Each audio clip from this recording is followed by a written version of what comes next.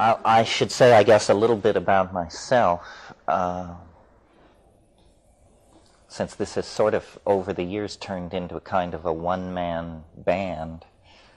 I grew up in a small town in Colorado under extraordinarily ordinary circumstances.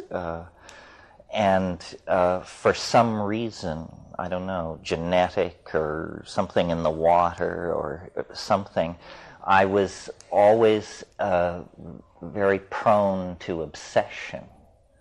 And one obsession gave way to another, so that rock collecting gave way to butterflies, which gave way to rocketry, which gave way to girls, which gave way to drugs, which gave way to politics, on and on and on. Fascinated with the world, and as a rock hunter and butterfly collector, it was fairly aesthetically driven and irrational. What interested me was the iridescence in certain agates, certain pyrites, certain tropical butterflies, certain kinds of reef fish, something about the light, the visual thrill of the world. And this took me through many places by the time I was 14 years old and read Aldous Huxley's book, The Doors of Perception, where he gives a very restrained and gentlemanly description of a mescaline experience. And I took it at face value and said, you know, if this is even partially true, it's immensely important. And I began to pursue this vast area of interlocking disciplines that really has no name, but we can name the disciplines, and you know what I'm talking about. Botany, ethnography, chemistry, DNA function, cultural dynamics, shamanism, linguistics, theories of natural magic, relationship of man to the environment, so forth and so on. The nexus of concerns that clusters around the question, what are we? Where did we come from? And where are we going? And as a 14-year-old, 16-year-old, when these questions first form in your mind, a reasonable response is to seek the cultural database. Surely there are answers to these questions. Who are we? Where did we come from? And where are we going? Well, if you have any kind of intellectual filter at all, you quickly can satisfy yourself that our best efforts are nothing more than half-completed stories told around the campfire. We don't actually know what our predicament is. I mean, we are up against a phenomenon which we can barely bring into focus in our cognitive sphere, and it's the phenomenon of our own existence. You know, what does it mean? What does it mean, first of all, to be a biological creature, to be as an animal? What is that? And then, what is it to be that embedded then in a culture with histories and languages and aesthetic canons and literatures and scientific hypotheses about the cosmos and so forth and so on? And my personal journey, if you want to put it that way, lay through a successive series of, I almost said disappointments, but awakenings could be another word, as I realized that nobody has their finger on what's going on. These religions that are so freighted with their own pomposity are no better than inspired guesses. And science works its miracles by turning its enterprise into a kind of parlor game confined to the category matter and energy. So you can live and die inside these intellectual structures if you choose to. But people of curiosity, people of unusual or traveled circumstance usually find themselves unsatisfied with the conventional answers. And then, on top of all that, you can add the fact that over the last 100 years, what has come into the toolbox of thinking Westerners is a whole array of consciousness-altering substances that were not there before. And they accelerate, accentuate the dissolution of sanctioned paradigms, basically. In other words, all these things you might cling to, Catholicism, democratic ideals, Hasidism, Marxism, Freudianism, all of these things are exposed as simply quaint cultural artifacts, painted masks and rattles assembled by people of good intent, but clearly not great grasp of the situation. Well, I thought that process of deconstruction of cultural reality would end in a kind of liberation of cynicism, where you become sort of really street smart. Nobody can put anything over on you. You've been there. You've done that. It turns out that existential phase, which I reached at about age 18, is itself simply a place along the way. And that persisting then with pushing into altered states of mind and alien cultures, I began to see that there was a landscape of meaning, but it was not the meaning that I had ever been told. And this was fairly shocking to me, because part of my intellectual journey had been through the psychology of Carl Jung. So I was very prepared for the idea that all dreams, all religious mythologies are seamlessly connected to each other under the surface. And liberalism takes the generous position that everybody has a piece of the action. The Buddhists understand something, the Taoists understand something, the Kabbalists understand something. I was getting a different message.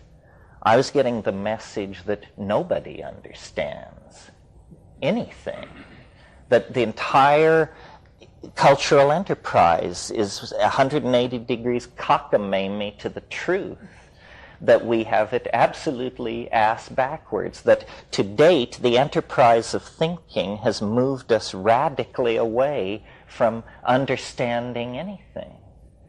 And over the years I've tried to make room for this alternative explanation. And I suppose this is the proper place in all this to make my standard disclaimer against squirreliness. There's a lot of squirreliness in this world, a rising tide of it. Some of it has been fomented not far from where we sit this evening.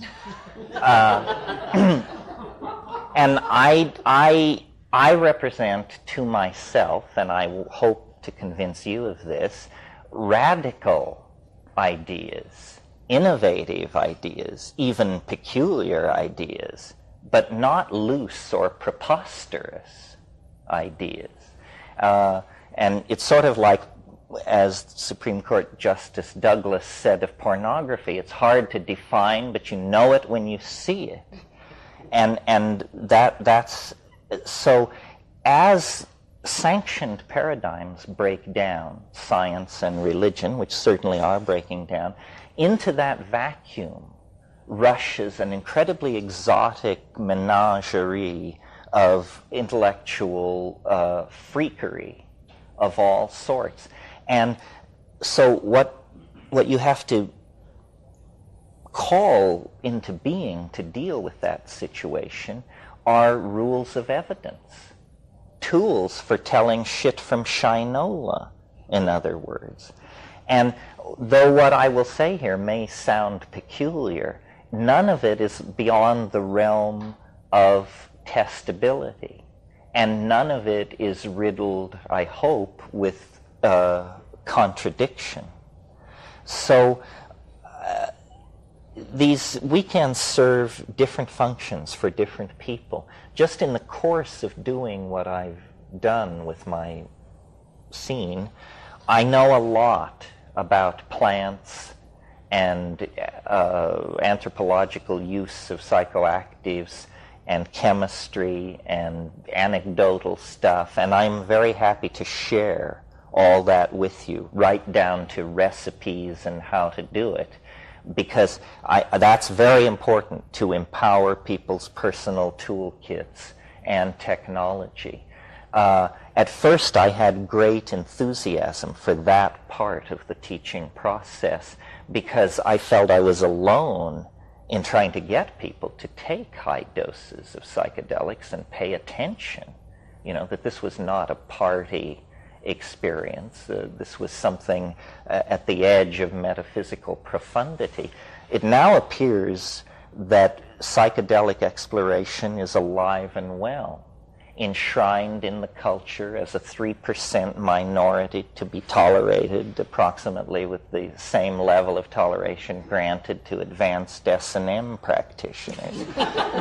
So that has been taken care of. And so what interests me more now is, for me, what all these years of psychedelic taking came to was a new model of how reality works, a new model of what the world is. And several people in Going Around the Circle referred to it tonight as the time wave, or talk about time and the I Ching. I represent, remember when we were kids, or it still continues today, but there is a genre of cartoon of the bearded, corpulent man in the robe carrying a sign which says something, usually "the end is near and repent." Well, how a rationalist, a Platonist, and an admirer of all kinds of evidentiary veracity could find their way into that position, I don't know, but that is the position I'm in.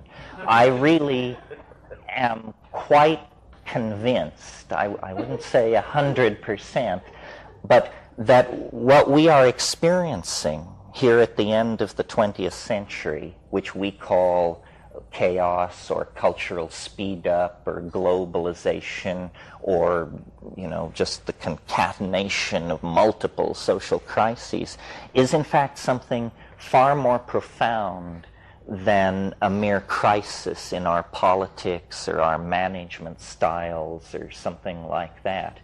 That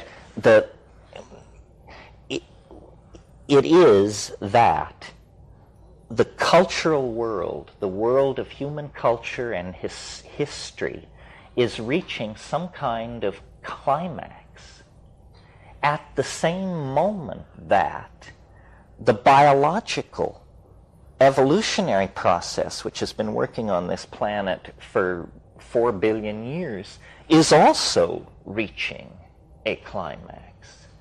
And both of these simultaneous trajectories toward breakthrough are occurring in a yet larger context, where the very laws of physics itself are undergoing some kind of a local phase shift or transformation. And I am completely aware of how nutty this sounds at first. I mean, any problem you have with this, I had in spades. First of all apocalyptic theory always centers on a moment not far in the future. There's never been any percentage in saying the Earth is going to end in 50,000 years. There's just no juice in that. Nevertheless, when you begin comparing ontologies, you've got to always remember this is not a free-for-all. There are only a certain number of intellectual products on the market. What is science selling? Science is selling the idea that some time ago, for no reason, the Earth sprang from nothing in a single moment.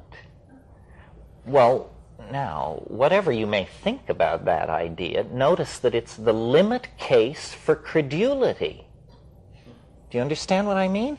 I mean, whether it's true or not, it's the most outlandish explanation for reality possible for the human mind to conceive of. And that's step one with science. So, what does this do? What is the consequence of this scientific worldview? A progressive marginalization and de-emphasis on what it means to be a human being. Because the universe is enormous in space and time. Our galaxy is utterly ordinary, one of billions. Our star is utterly ordinary, one of trillions. Our planet is presumed to be of an ordinary type. And biology is presumed to be a necessary consequence of certain chemical regimes at certain temperatures, and on and on and on. So what you get then as the human role in this scientific scheme is virtually nothing more than to witness, to carry out certain measurements that cause the collapse of the state vector, and to witness. And the universe is an accident, and all subsequent processes are accidents, and we are an accident, and value is conferred, and meaning is an illusion of the naive, and on and on and on. This is the legacy of positivism, materialism, the thinking that has gone on in the last 200 years in Europe and now dominates the planet. The problem is that it runs completely counter to the primary datum, to use a philosophical buzzword, the primary datum. And what is the primary datum? It's the felt presence of immediate experience. In other words, being here now is the primary datum. And it doesn't tell you that this is a series of accidents, and that you are irrelevant, and that your pain is not pain, and that your hope is not hope. It tells you something else. It tells you this counts. Somehow it matters. I matter. My life matters, my family, culture, the human enterprise, this planet, its biota, this matters. It all matters. Meaning is intrinsic as a primary datum, and yet it's denied by the philosophy which rules this planet and sets its agenda. How this happened, we can talk about tomorrow. It's an interesting story of historical malapropisms and bad calls and lost opportunities and just bonehead stupidity at critical junctures.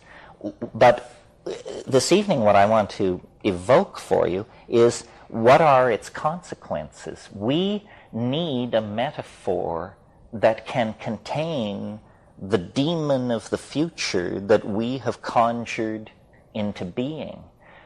Fine-tuning the institutions built by powdered-wigged guys 200 years ago is a long shot at holding the whole thing together. The world is entering into a phase of progressively more chaotic oscillation.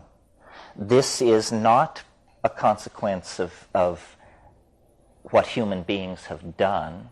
It's part of the dynamics of the human biological, geological matrix that represents the planet. Biology never stands still. It moved from the unicellular phase into the multicellular phase. It occupied all niches. It left the oceans. It occupied the land. It then entered into linguistic phase space. It entered into the domain of meaning, and there it erected conscious, reflecting societies and individuals. Now, through the catalytic interaction with technology, the human species is getting set to redefine itself. And these phase transitions are major. In the life of this planet, which is 4 billion years, we can probably look back to no more than half a dozen of these kinds of phase transitions. Well, now I want to return to a point, which was the unlikelihood of apocalyptic transformation in our own time, using a kind of reductionist argument that there is so much time and a life is so short that the odds that your life would fall on the golden moment is very slight. But that's not true if the dice are loaded. And the dice are loaded. This melting together of technology, this globalization of culture, this creation of an electromagnetic sea of information, these are phenomena that only happen in the terminal moments of the planetary breakthrough. History itself is the shockwave of eschatology. This is the slogan that I've been building to deliver to you. History is the shockwave of eschatology. If you don't know what eschatology is, it's a good old theological word. It means the final things, the last things.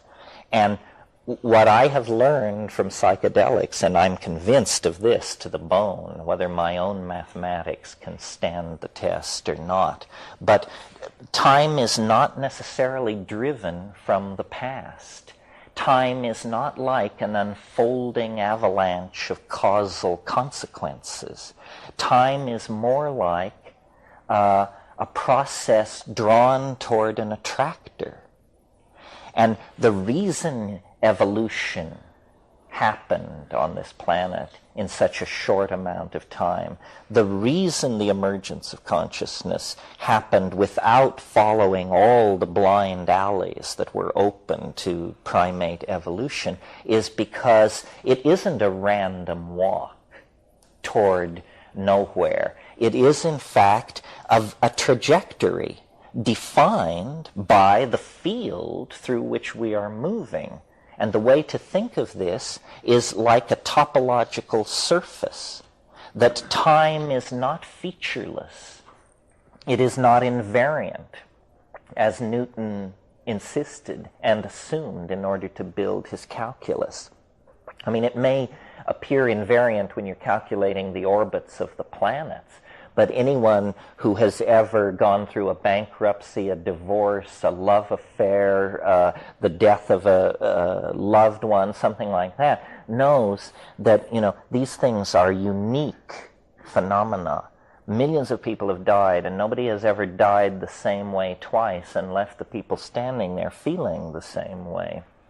The things that matter are imbued with uniqueness, and that uniqueness is imparted by this invisible medium that science, in order to function, has had to deny.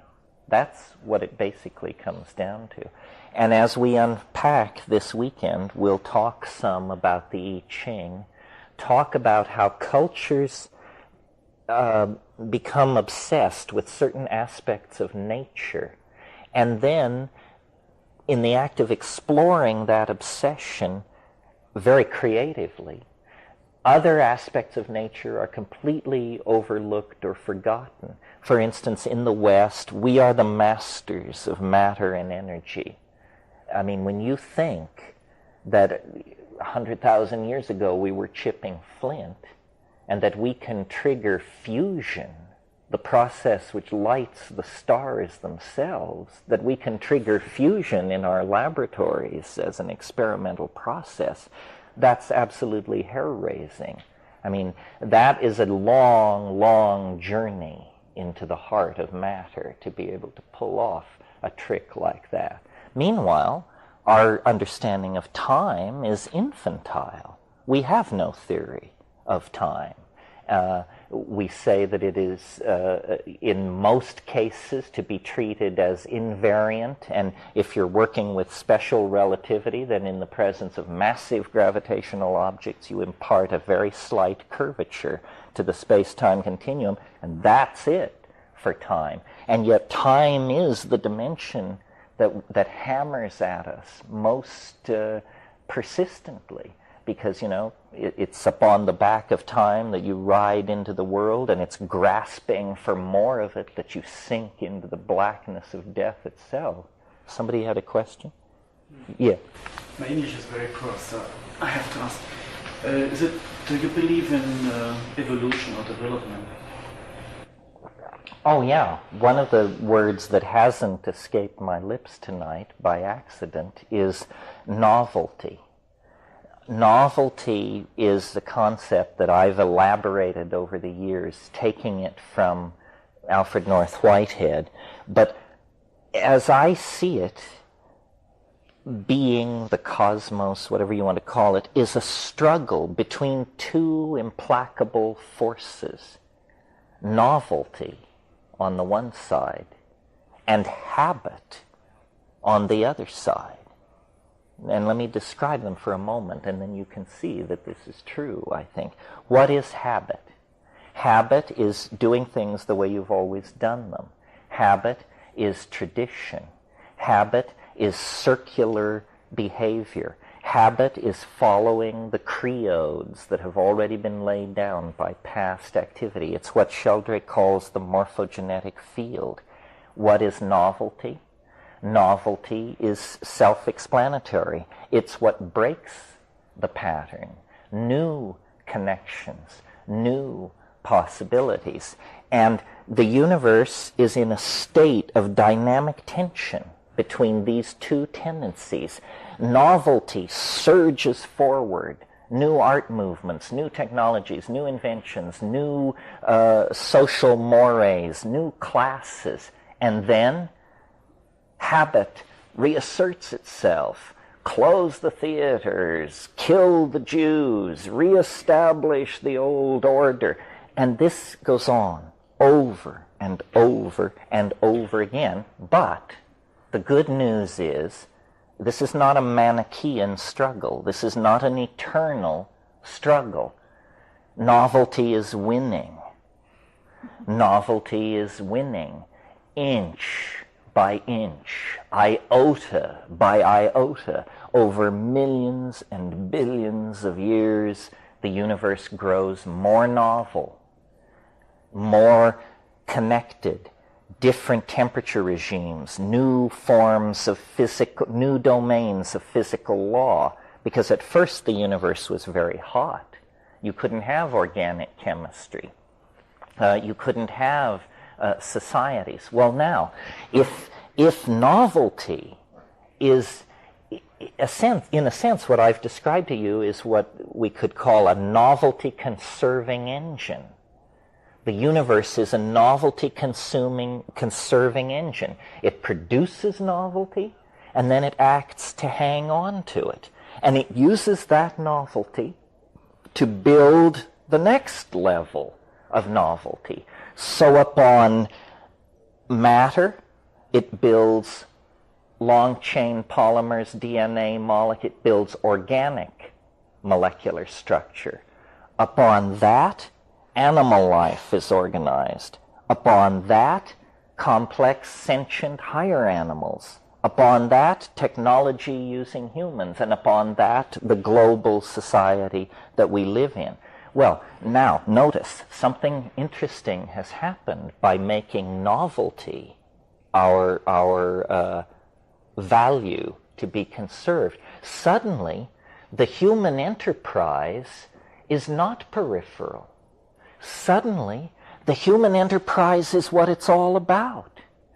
The cosmos has been moving its eggs closer and closer to one basket for eons. You know, the action is not now in the bryophytes or the coelacanths or the reptiles. The action now is in a single species of primate. All of nature has halted its activity to turn and watch as Homo sapiens sapien, the double-thinking monkey, takes the stage and begins to work with novelty on a scale like nothing that has ever been seen before. And this tool-building function, and I use the word tool in the broadest possible sense. Language is a tool. Social organization is a tool. But this is what we do. We build tools. And McLuhan very wisely observed, these tools are extensions of who we are. They are only distinct from us in our opinion. But in fact, they represent extensions of our humanness. And now, well, for some time, let's say, obviously for about 10,000 years, something really weird has been going on. Because before that, time had an entirely different character. Even in an era when there were people using fire and practicing rituals and chipping stone, my God, the monotony of it. I mean, try to imagine 10,000 years where what happens is you go from flaking on one side to flaking on both sides, and this is hailed in the archaeological record as a staggering cultural advance. I mean, we're talking major boredom on one level. About 10,000 years ago, it began to quicken, and people moved into cities, and they began to elaborate specialized and social forms, so forth and so on. Well, then, about 100 years ago, this went through an order of magnitude of acceleration. And about 15 years ago, it underwent another order of magnitude of acceleration. So we are now living in an entirely different kind of time. Our cultural toolkit is being replaced approximately every 18 months. There was a time when it was not replaced every 18,000 years. What do you mean our cultural toolkit? The tools by which we make our way into the world. For instance, in August, I was told, the earth has moved. Mosaic is the most powerful tool ever created for moving human minds around on the web. 3 weeks ago, I was told, junk mosaic, who needs it? Netscape is the most powerful tool ever created. And you play with Netscape and you compare it to Mosaic, and you have to admit, yep, it's better, orders of magnitude better. But the rate at which these tools are being replaced is phenomenal. The other thing which is going on is that all kinds of specialties are making breakthroughs that are not being integrated to other specialties. The cultural enterprise is not being managed. It's out of control, which is good news, I think, because if it were under control, it would probably be under the control of someone with plans not terribly pleasant for the rest of us. I think the great good news is that the cultural process is expressing its own dynamic. I'm absolutely phobic of conspiracy theory. I just think it's a silly way to think about reality. God help anybody who tries to seize control of this tiger, because, yeah. What, I don't understand why you believe in development. Or this is a premise of you that there is time, that there's a development for and evolution. Why you believe in that? Well, because I think the historical record shows a progressive movement from simpler to more complex form.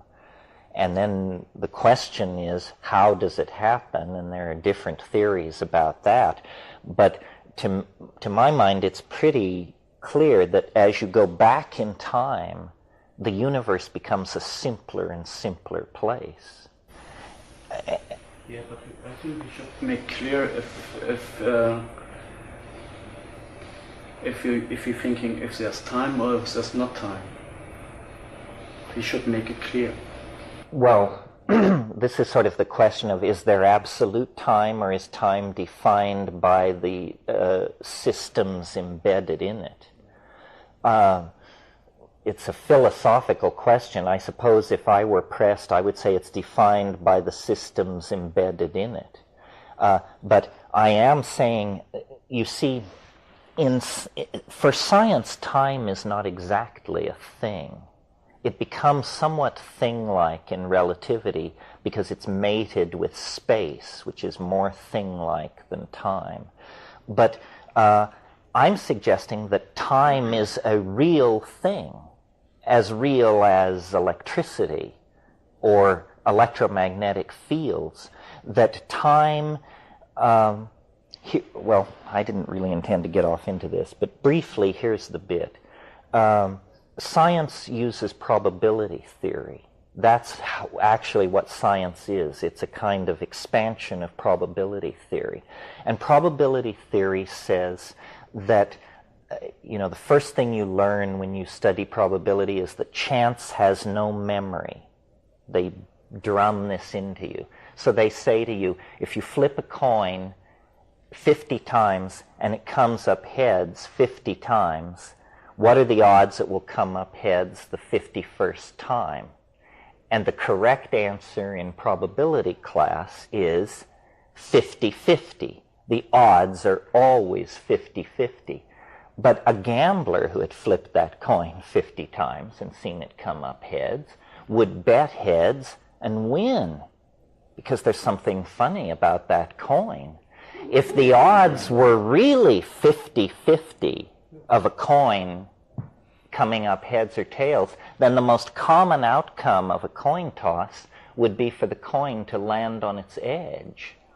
And that's the rarest outcome there is in a coin toss. You can hang out in bars your entire life and never see a coin toss land on its edge.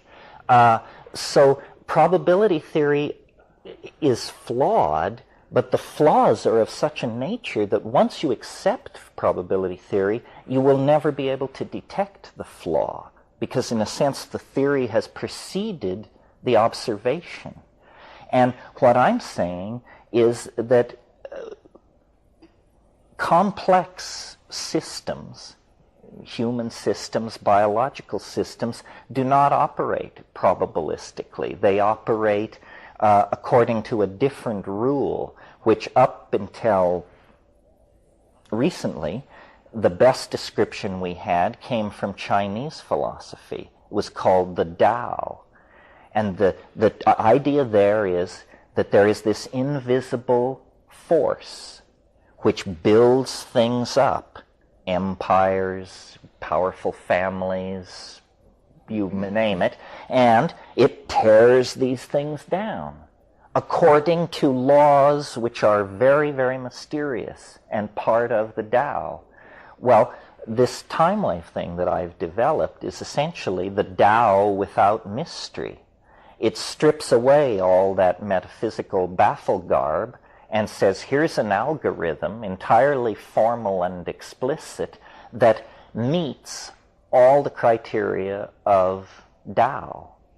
And the point that I want to leave you with tonight is that the entertaining, you don't even have to accept these ideas, just the entertaining of these ideas is an empowering experience, because it places our historical era and each of us individually at a very critical juncture in the alchemical process of cosmic salvation, if you want to put it that way. In other words, a lot is riding on how this all comes out. Yeah. Well, you talked about primary experience, one of the things you mentioned, and one of my primary experiences has been, I guess, what I would call communing with nature, that which is not cultural.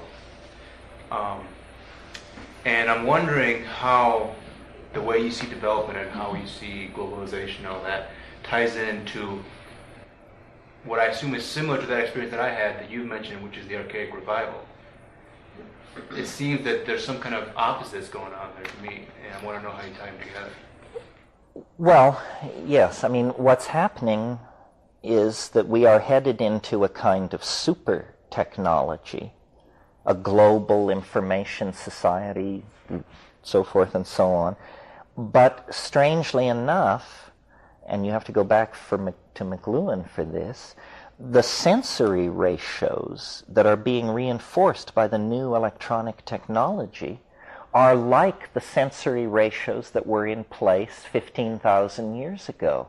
In other words, if print is in fact a cultural disease, or I don't want to, no, a condition, print imposes a condition on the human mind which is now lifting. And as the cloud of print-created conditioning and institutions is lifted, we discover that we are not Victorian ladies and gentlemen, model citizens in the Jeffersonian state, but that we like to trance dance and mess around sexually and get down and dirty and all. In other words, there is an archaic impulse that comes into this as we reclaim our senses. Some of you may have read Morris Berman's wonderful book called Coming to Our Senses. Well, I've never met Morris Berman, but I absolutely subscribe to everything said there.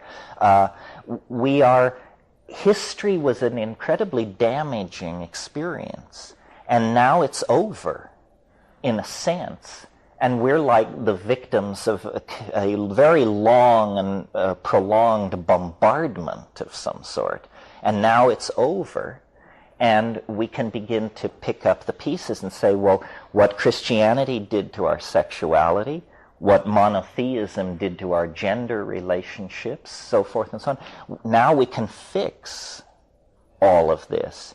But it takes it is this paradoxical enterprise of a neo-archaism taking place in a cyberdelic, hyper-global society. That's why body piercing, tattooing, trance dance, drug experience,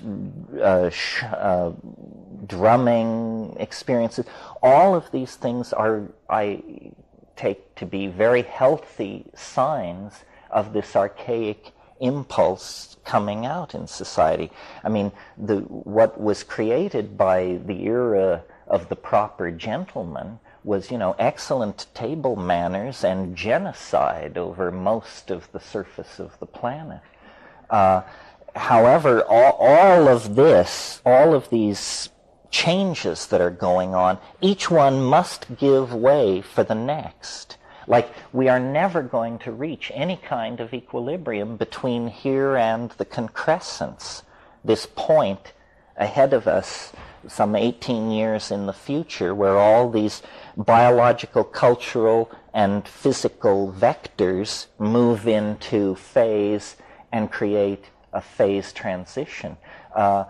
Because, in a sense, history is being forced to repeat itself at an incredibly accelerated rate.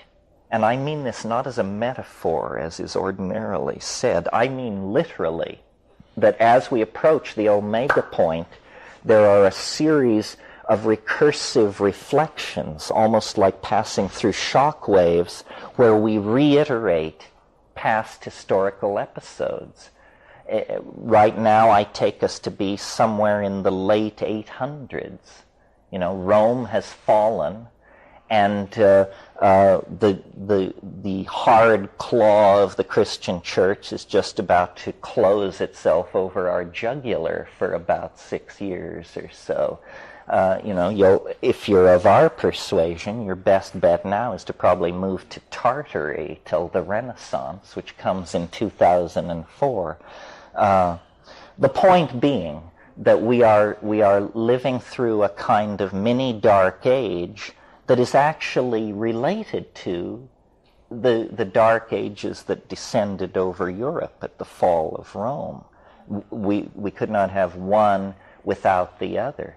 Time is speeding up, but nevertheless we have to live through these resonances. Yeah. I won't let you go with the time. Do you think that we can change history or what we call the past? If you couldn't change history, then you would have a determinism. The problem with determinism is that it makes philosophy impossible. Because if the universe is determined, then you think what you think because you can't think anything else. And that makes the notion of truth rather curious. For truth to exist, there must be the possibility of error. So but I think that the future is more determined than most people think. What is determined in the future is the levels of habit and novelty. They are already set out there ahead of us. What is not set are the events, the people, the inventions, the catastrophes that will fulfill those abstract levels of novelty and habit. In other words, the future has not yet undergone the formality of actually occurring, but the surface on which whatever occurs must be laid over already exists. That's why when we look at the time wave, you'll see people say you're trying to predict the future. Not exactly. We're trying to predict where in the future the novelty should be expected. But we understand that you can never predict what the novelty will actually be. But if you could predict where to expect it, you could remove a lot of the anxiety from people's experience of the unfolding of history. Right now, history is an incredibly anxiety-producing process. I mean, people are just in despair over where we go from here. Yes? I might be getting a little ahead because I know you're going to talk about the time wave tomorrow night, but it occurred to me that when you devise the time wave, what it says is when, basically. What it says is when. Yes, it answers the when question. I've recently gone through a kind of funny change. I mean, this is more addressed to the people who are fairly familiar with this material, but we've put a huge amount of emphasis when we talk about the time wave into the end point, which will occur on December 22nd, 2012 AD. And we always discuss, what will happen at the end point and so forth and so on. But I've noticed that the curious thing about the time wave is that it will put itself out of business at that moment. That regardless of what happens then, the time wave will be, I hate to use the word, history at that point. So in a sense, we misuse the time wave if we stand around waiting for 2012, because where the time wave is useful is between here and there, because it gives us an accurate map of what I guarantee you is going to be the craziest 18 years this planet has ever seen. And if you don't have a map of some sort through what is about to begin to unpack itself on our doorstep, you will think that it's the last days, because I think everything that is presently in place will be swept away, and then whatever replaces that will be swept away. So part of what part of my motivation in all this is to put the time wave in front of people and say, look, it's worked for thousands and thousands of years, and it only has 18 years to go. So what intellectual justification is there for denying its efficacy in the next 18 years when it has 4+ billion years of success under its belt? And, this will all be thrashed out in the cultural marketplace of ideas. And I'm completely convinced that best ideas win. Because novelty, God is betting on novelty. And so if you bet on novelty, you'll be carried along in that process, yeah. Am I correct that you predicted the Republican win in the House? Well, I said it looked like a good time. Yeah. As far as the election is concerned, I don't know. Hawaii gives one a different perspective. I'm living out there now. Suddenly we all discovered that we were born-again Democrats just because they all got kicked out. Before that, a lot of time was spent lashing the Democratic Party as a bunch of jerks. I think probably both impulses were good. I think the election just proves that the world corporate state has made national governments irrelevant because, while everybody's yakking about the election, the real news is lowest unemployment in 4 years, continuous growth into, the 27th month. Lloyd Benson retired 3 days ago and said if he could write the numbers, they wouldn't be any different than the numbers he's able to retire on. The economists are going berserk. And I think that what has happened very quietly over the past 10 years with chaos theory and fractal mathematics and this sort of thing is that economics has come out of the woodshed. It is not voodoo anymore. And the world corporate state is running a very tight ship. And look at the changes that have gone on just in the past 5 years. Marxism has been liquidated. Apartheid has been liquidated. The people in the Middle East have been told to get their stupid act together. The Irish question comes up for review. World trade barriers are dropping everywhere. These are all things on the agenda of the world corporate state. Because the world corporate state likes happy, well-paid consumers. War, an instrument of policy by nation states, it is abhorrent to the world corporate state because it busts up assets and requires reinvestment. So I think, if you have a United States senator threatening the life of the president, this tells you that these people are a bunch of irrelevant yahoos. It's like the Parliament of Tonga or something.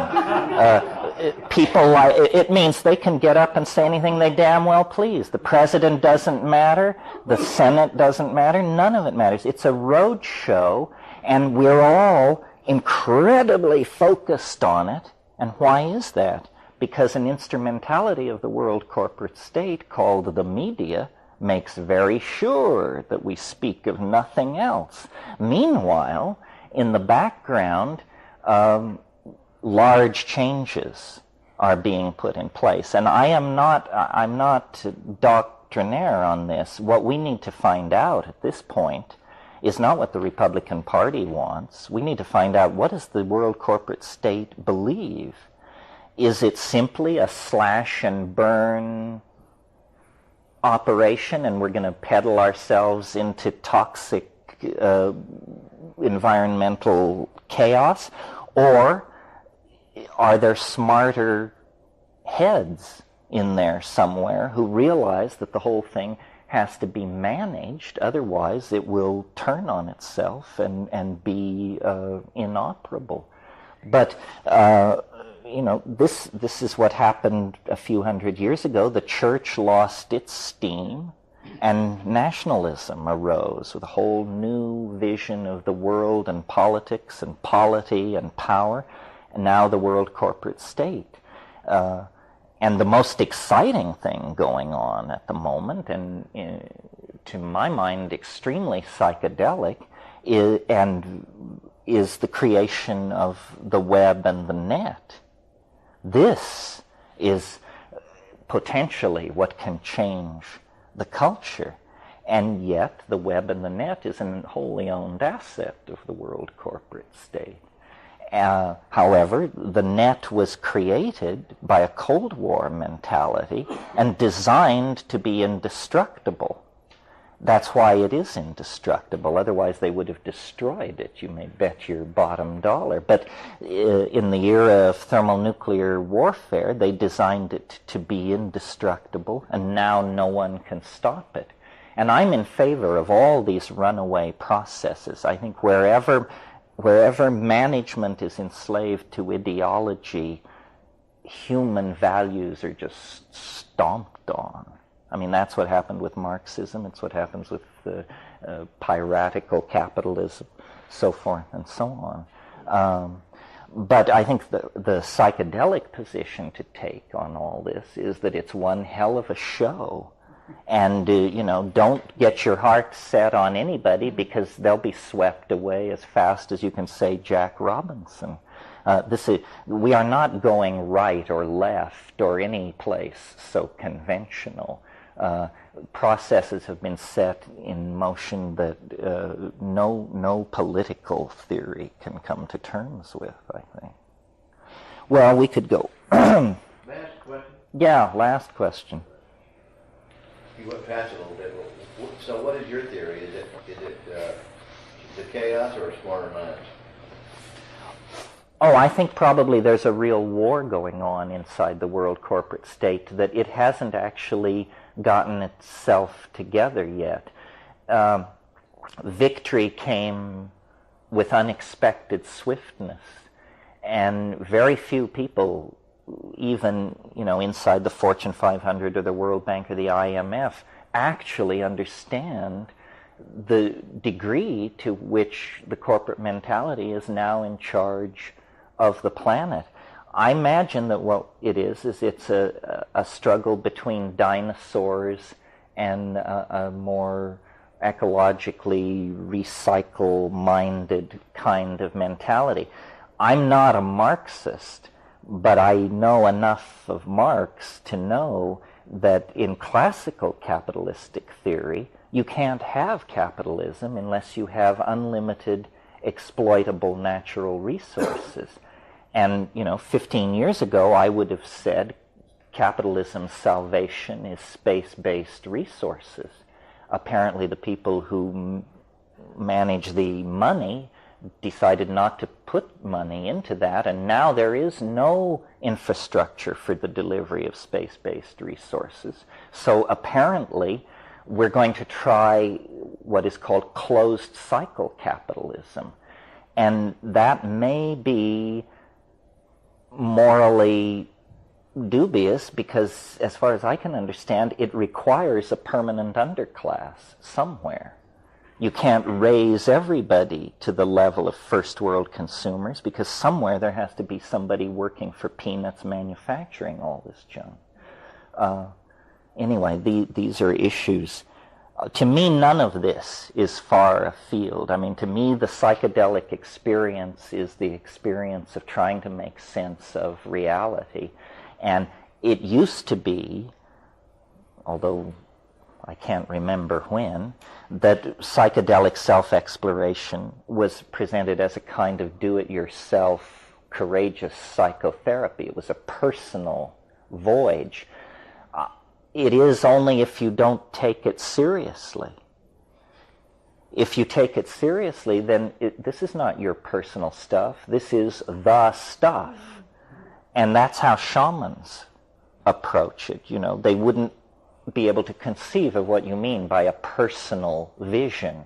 I mean, there are only visions. And if if psychedelics are on any level to be taken seriously as catalyzers or expanders of consciousness, then we need them, because it's an absence of consciousness that is making this historical transition so excruciating. And to the degree that we can raise consciousness, our own and other people's, we can go through this without a lot of yelling and hollering.